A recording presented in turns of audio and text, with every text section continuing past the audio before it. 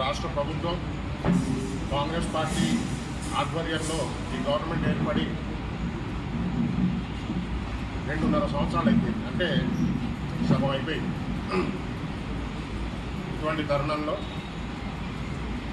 రాష్ట్ర ప్రజలకు at the same time Nizamabad ప్రజలకు ముఖ్యంగా జరుగుతున్నటువంటి పరిణామాలు, రాష్ట్ర ప్రభుత్వం చేపడుతున్నటువంటి కార్యక్రమాలు,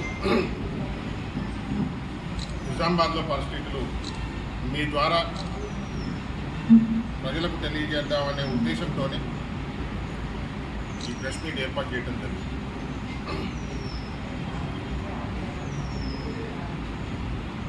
వార్తలు చూస్తూ ఉంటే గత ప్రభుత్వం నడిపిన వాళ్ళు ఇప్పటికి కూడా ఎటువంటి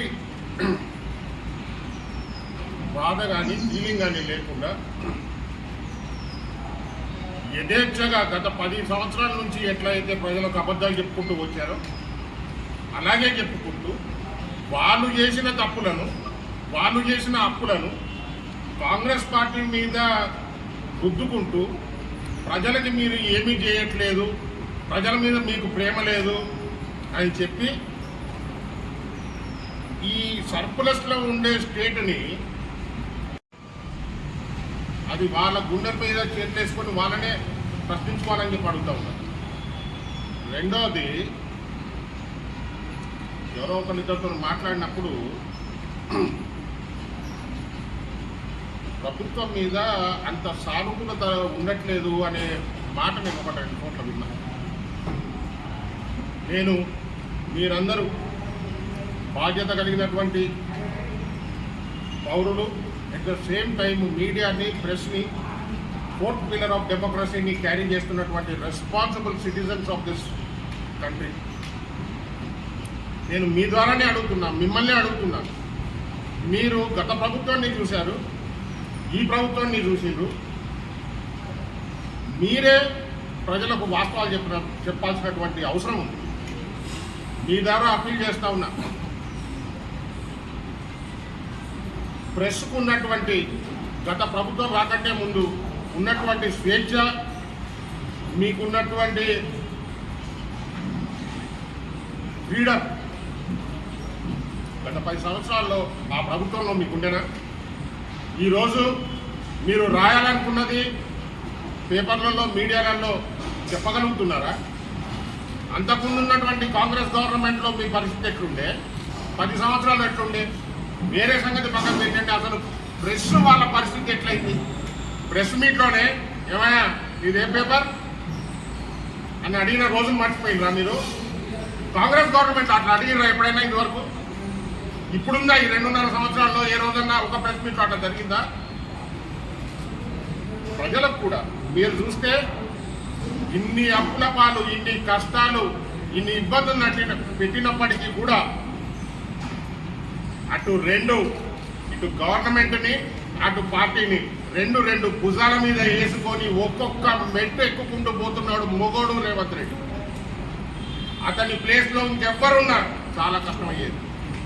రేవంత్ రెడ్డి గారు రెండింటిని, ఇటు గవర్నమెంట్ని, ఇటు పార్టీని వేసుకొని అప్పుల్ని మోసుకుంటూ ఒక్కొక్క స్కీమ్ని, అటు పైన పెద్దలు రాహుల్ గాంధీ గారికి ఇచ్చిన మాటనే కానివ్వండి, ఇటు ఓటేసి కుర్చీలో కూర్చోబెట్టినటువంటి ప్రజలకు ఇచ్చిన హామీలను కానీ, ఇటు అప్పులకు చేసిన వడ్డీలు కట్టుకుంటూ ఒక్కొక్క స్కీమ్ని మెల్లిమెల్లిగా ఇంప్లిమెంట్ చేసుకుంటూ ముందుకు పోతూ ఉంటే అది కనిపించట్లేదా మీకు అని అడుగుతూ ఉన్నారు. దయచేసి ఈరోజు ఈ రాష్ట్రంలో ఉన్నటువంటి గవర్నమెంట్ ఆఫీసర్లు, ఎంప్లాయీస్, టీచర్లు, డాక్టర్లు, చదువుకున్న వాళ్ళు ముఖ్యంగా అందరూ కూడా నేను 2 చేతులు జోడించి మిమ్మల్ని అప్పీల్ చేస్తూ ఉన్నా. మీరు మేధావులు, చదువుకున్న వాళ్ళు, కొంతమంది అంత అదృష్టవంతులు కాకపోవచ్చు, చదువుకోని వాళ్ళు కూడా మన రాష్ట్రంలో ఉన్నారు. మీరు వాళ్ళందరికీ చెప్పాల్సినటువంటి బాధ్యత మీపై ఉంది. ఎందుకనంటే అమాయకులను తొందరగా మోసపోయే అవకాశం ఉంది. మీరు గత ప్రభుత్వంలో కూడా వాళ్ళు ఏం చేసిండ్రు మీరు చూసిండ్రు. ఇప్పుడు ఈ ప్రభుత్వంలో ఏం నడుస్తుంది, జాబ్ క్యాలెండరు. గత 10 సంవత్సరాల్లో అసలు ఏ రోజైనా ఎవరికైనా ఉద్యోగం ఇచ్చిన దాఖలా ఉందా? 2 సంవత్సరాల నుంచి 2-3 సార్లు మీరే చెప్పండి ఉద్యోగాలు ఇచ్చిరు, ఇంకా ఇచ్చే ప్రయత్నం జరుగుతూ ఉంది. ఒక పక్క గత ప్రభుత్వం చేసినటువంటి మోసాలు, అప్పులు ఇవన్నిటినీ అధిగమించుకుంటూ ఒక్కొక్క మెట్టు ఎక్కుకుంటూ పోతూ ఉంటే మేధావులు, గవర్నమెంట్ ఎంప్లాయీస్, ప్రెస్, మీడియా వాళ్ళు ఈ గవర్నమెంట్కి అండగా ఉండి తద్వారా నిరుపేదకు అండగా ఉండాల్సినటువంటి అవసరం ఉంది. చాలా కాన్స్టిట్యున్సీస్లో ఇంద్రమ్మ ఇండ్లు కూడా కట్టుకుంటూ ఇనాగ్రేషన్ చేసుకుంటూ పోతూ ఉన్నాం, కొంతమందికి ఇచ్చుకుంటూ పోతూ ఉన్నాం. తర్వాత సన్న బియ్యం స్కీమ్ అప్పట్లో గత ప్రభుత్వంలో చెప్పినప్పటికీ కూడా అది ఇంప్లిమెంట్ కాకపోతే ఇప్పుడు దాన్ని ఇంప్లిమెంట్ చేస్తూ ఉన్నారు. కొత్త కాలేజెస్, స్కూల్స్, గురుకులాలు వీటన్నిటినీ కూడా స్థాపించే ప్రయత్నం జరుగుతుంది. ఓవరాల్గా నేను ఏం చెప్తా ఉన్నానంటే గత 2.5 సంవత్సరాల నుంచి ఒక్క రోజు కూడా సెలవు పెట్టకుండా, ఏ రోజు కూడా రెస్ట్ తీసుకోకుండా పనిచేస్తున్నటువంటి ముఖ్యమంత్రి మన ముఖ్యమంత్రి కాదా అని అడుగుతాం.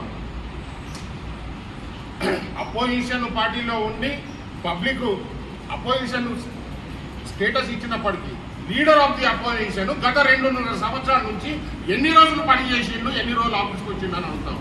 ఏమంటే అది మటుకు ఉద్యోగం కాదా? దానికి మటుకు జీతం లేదా? దానికి మటుకు బాధ్యత లేదా? డెఫినెట్గా ఉంది.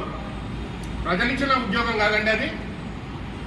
ఆ ఉద్యోగం ఆయన మానేస్తూ ఆయనకు సంబంధించినటువంటి 3-4 వ్యక్తులు ఇష్టానుసారంగా నోటు పడేసుకొని గత ఫైనాన్స్ మినిస్టరే ఇప్పుడు ఆ స్కీమ్ ఇవ్వలేరు, మీరు ఇది ఎందుకు చేయట్లేదు మీకు తెలియదండి. గల్ల పెట్టే మొత్తం ఎత్తుకపోయిన వాళ్ళు గత 50-60 సంవత్సరాల నుంచి రాష్ట్రంలో ఉన్నటువంటి ఇన్ని యూనివర్సిటీలు, ఇన్ని ప్రాజెక్ట్స్ కట్టి, ఇన్ని సంస్థలు స్థాపించిన తర్వాత 60,000 కోట్లు అప్పున్నది. నువ్వు ఏమీ కట్టకుండా, ఒక్కడు కూడా కట్టకుండా ఉన్నాయన్నీ నాశనం పట్టించి 6.5-7 లక్షల కోట్లు అప్రాక్సిమేట్లీ అప్పుల స్థాయికి ఈ సర్ప్లస్ స్టేట్ని తీసుకొచ్చింది. ఆ ఘనత ఆ ఫైనాన్స్ మినిస్టర్ది కాదా? ఆ ప్రభుత్వాన్ని కాదా? మళ్ళీ పైపెచ్చి వీళ్ళు కాంగ్రెస్ వాళ్ళు ఏదో పేదవాళ్ళకి చేద్దామనే ఉద్దేశంతో మెల్లిమెల్లిగా ఒక్కొక్క మెట్టు ఎత్తుకుంటూ మిమ్మల్ని తిట్టకుండా, మిమ్మల్ని ఏమనకుండా కూడా పోతూ ఉంటే మళ్ళీ వాళ్ళని చూసి ఎక్కించుకుంటా, నవ్వుకుంటా, నువ్వేం చేస్తాను, వాళ్ళకి పెడతలేవు అని అంటూ ఉంటే అది చాలా అన్యాయంగా ఉంది. సో మీ ద్వారా రాష్ట్ర ప్రజలకు at the same time Nizamabad పబ్లిక్కి అప్పీల్ చేస్తుంది ఏంటంటే కాంగ్రెస్ ప్రభుత్వం ఖచ్చితంగా ఇక్కడ రేవంత్ రెడ్డి గారే కాకుండా పైన సోనియా గాంధీ గారు, రాహుల్ గాంధీ గారు, సోనియా గాంధీ గారి కమిట్మెంట్ మీకు తెలుసు. ఈరోజు మనం ఈ రాష్ట్రంలో ఇట్లా ఇండిపెండెంట్గా ఉండగలుగుతున్నాము. తెలంగాణ రాష్ట్రంలో మనందరం కూర్చొని మన వాయిస్ వినిపించగలుగుతున్నామంటే మనకు ఒక సపరేట్ స్టేట్ వచ్చిందనంటే ఆ స్టేట్ ఏర్పడ్డది కేవలం సోనియా గాంధీ గారి చొరవన్నే. ఆ రోజు పార్లమెంట్లో బిల్ పాస్ కావడం మూలానే మనకి ఈరోజు రాష్ట్రం ఏర్పడ్డది. మన మీద ఎంత ప్రేమ లేకపోతే 2 రాష్ట్రాల్లో కూడా గవర్నమెంట్ పొడగొట్టుకొని కూడా పార్టీ చాలా ఇబ్బందుల పాలైనప్పటికీ కూడా నేను తెలంగాణ పబ్లిక్కి నేను మాటిచ్చిన అని చెప్పి పార్లమెంట్లో బిల్ పాస్ చేపించడమే కాకుండా అటు రాష్ట్రపతి దగ్గరికి కూడా పర్సనల్గా పోయి కూర్చొని 1 గంట ఆ బిల్లు పాస్ చేయించుకునే ఏకైక వ్యక్తి సోనియా గాంధీ గారు కాదా అని అడుగుతా ఉన్నాం, మీకు గుర్తు చేస్తూ ఉన్నాం. సో దయచేసి సోనియా గాంధీ గారికి కానీ, అటు రాహుల్ గాంధీ గారికి కానీ, వారి ఆధ్వర్యంలో ఇక్కడ రాష్ట్రంలో ప్రభుత్వం నడుపుతున్నటువంటి రేవంత్ రెడ్డి గారు వాళ్ళ టీంకి కానీ ఖచ్చితంగా ఇంతకుముందు ఉన్న పబ్లిక్ కంటే 10 ఇంతలు ఎక్కువ ప్రేమ, అభిమానం ఈ పబ్లిక్ పైన ఉంది, బాధ్యత ఉన్నది. కాంగ్రెస్ పార్టీ ఇట్లా అప్పులు చేసి పారిపోయే పార్టీ కాదు. ఈ దేశం కోసం పోరాడి ప్రాణాలు అర్పించి ఈ దేశానికి, ఈ రాష్ట్రానికి రెండింటికి ఫ్రీడమ్ ఇప్పించినటువంటి ఏకైక పార్టీ కాంగ్రెస్ పార్టీ. ఆ పార్టీని మీరు నమ్మకంతో ఉండండి. తప్పకుండా ప్రతి ఒక్కరికి న్యాయం జరుగుతుందని. సగం కాలం గడిచింది, ఇంకా సగం ప్రభుత్వం ఇంకా ఉంది. రాబోయే రోజుల్లో ఇంకా మంచి రోజులు వస్తాయి. నిజామాబాద్కి తప్పకుండా ఇంకా మంచి రోజులు వస్తాయి. బెటర్ గవర్నెన్స్ వస్తుందని చెప్పేసి ఇక్కడ ఉన్న ఓటర్లే కానివ్వండి, పబ్లిక్ కానివ్వండి, కొద్దిగా ఇబ్బంది పడుతున్న వాట మనందరికీ విరుద్ధమైనప్పటికీ కూడా రానున్న రోజుల్లో అందరికీ న్యాయం జరుగుతుంది. ఇక్కడ కూడా మంచి గవర్నెన్స్ వస్తుంది, డెవలప్మెంట్ జరుగుతుంది అని చెప్పి నేను మన ప్రెస్ మీడియా మిత్రుల ద్వారా నిజామాబాద్ పబ్లిక్కి విశ్వాసం ఇవ్వదలుచుకున్నాను. సర్ ప్రక్రియ ఇట్స్ కాంట్రవర్షియల్ ప్రోగ్రామ్. నాకు ఒకటి అర్థం కాలేదు ఏంటంటే, మన ఇంట్లో దొంగలు పడ్డారు అని చెప్తున్నారు.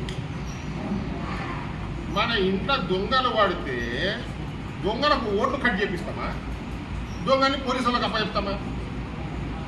లేకపోతే దేశంలోకి వెళ్ళి బయటికి పంపించేస్తామా? దొంగలు పడ్డారు, ఎవరో పక్క దేశం వాడు మన దేశంలోకి వచ్చిరు అని అంటున్నారు. అది ఓటు కట్ చేసుడేంది భయ్? అని పట్టుకొని ఆ దేశం కానీ పంపి వేరే దేశాలలో నడుస్తలేవా?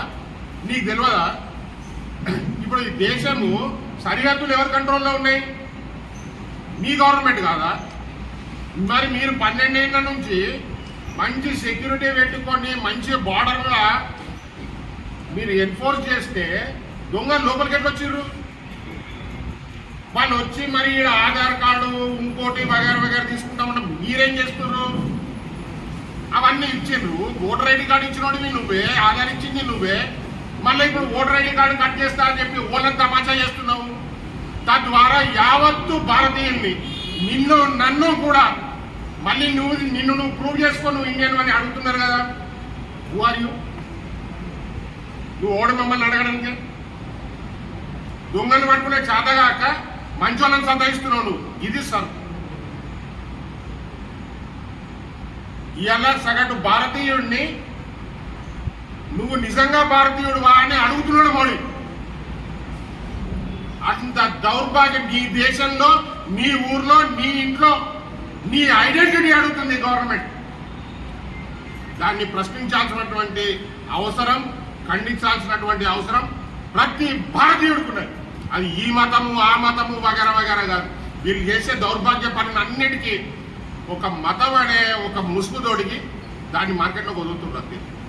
నేను అనుకుంటా ఈసారి అనే ప్రోగ్రామ్ కూడా పెట్టి మనందరినీ బిజీ చేసి అటేదో ఎక్కపోతున్నట్టున్నారు. ఇప్పటిదాకా ఎక్కపోయారు. దేశంలో ఏడ పైసలు కనబడతలేవు. ఓ దగ్గర పైసలు లేవు. మన నిజామాబాద్ దగ్గర అయితే అసలే లేవు. ఒక్క దగ్గర దందా నడుస్తలేదు. పైసలన్నీ ఏమైనా అంటే ఒకటి ఎత్తుకపోతున్నారు అంటారు. అది దేశంలోనే లేదు, దేశం దాటిచ్చేస్తుంది. ఓళ్ళు ఎత్తుకపోతున్నారు, ఎటెత్తుకపోతున్నారు, ఏడ దాచి పెడుతున్నారు అర్థమైతే లేదు. మరి అందరికంటే ఎక్కువ విదేశాలు తిరుగుతున్న వాళ్ళు ఓళ్ళు మీకు నాకు అందరికీ తెలుసు. మరి వాళ్ళే ఎత్తుకపోయి ఆడైనా పెట్టేస్తున్నారు చెప్పడం మనకు తెలియదు. ఇది సార్ మీద నాకు ఉన్నటువంటి అభిప్రాయం.